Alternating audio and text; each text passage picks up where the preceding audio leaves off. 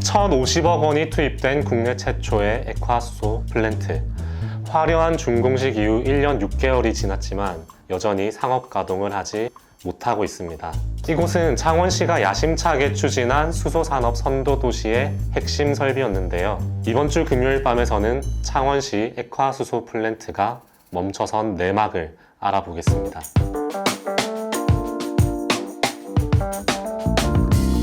2018년 11월 창원시는 수소산업 특별시 창원을 선포했습니다.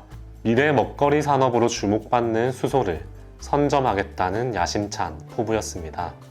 국내 유일의 수소 시내버스 정식 노선 운행, 기초지방자치단체 최대 규모 수소차 보급 등 눈에 띄는 성과도 이어졌습니다. 문재인 당시 대통령이 직접 창원시를 찾아서 수소 경제를 선도하는 도시라고 극찬하기도 했었죠.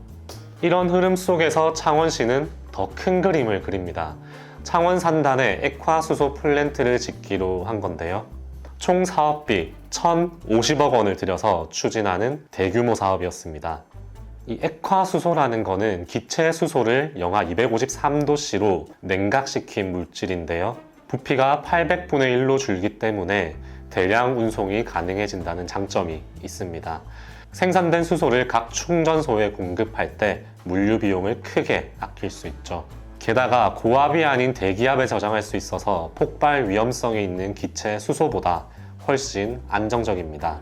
창원시 액화수소 플랜트는 2021년 7월 착공에 들어가서 2년 만인 2023년 8월 준공이 됐습니다. 올해 1월부터 하루 5톤의 액화수소를 생산해 창원시 수소충전망 전체에 공급하는 것이 당초 목표였는데요. 그런데 준공 1년 6개월이 지난 지금까지도 단 1g의 상업용 액화수소도 못 만들고 있습니다. 그동안 무슨 일이 있었던 걸까요? 플랜트 가동이 늦어지는 이유는 이 사업 주체들 사이에 입장 차이가 있기 때문입니다.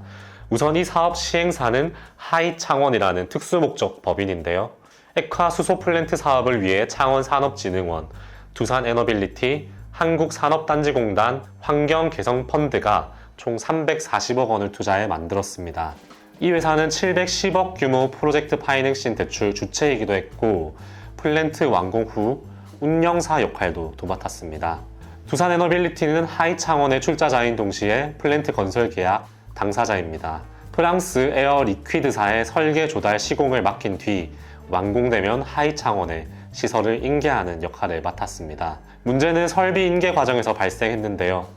두산에너빌리티는 모든 성능 시험을 완료했다고 주장하지만 하이창원에서는 성능 시험이 미흡하다며 인수를 거부했습니다.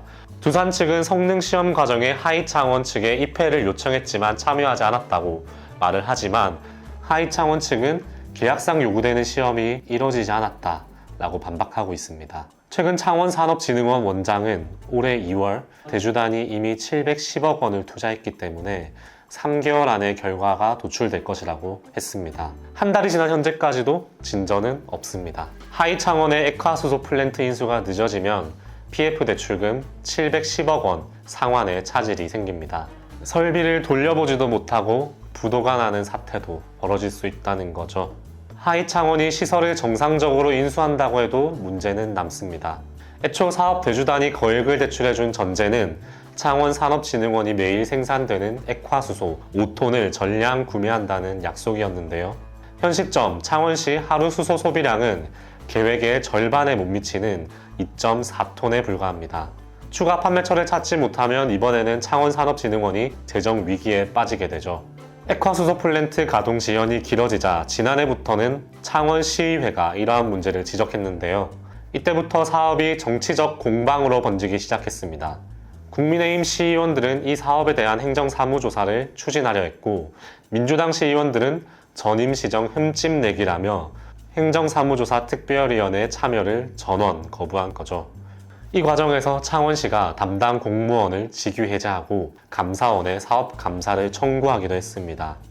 다만 이 공무원 직위해제는 경남도 소청심사에서 과도한 처분임을 인정받았고 감사원 역시 감사 청구를 각하했습니다.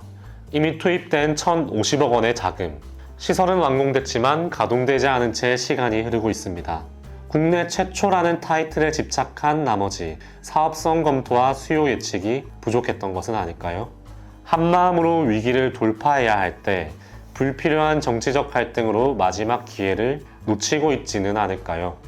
시간이 흐를수록 부담은 시민들에게 돌아갈 수밖에 없습니다.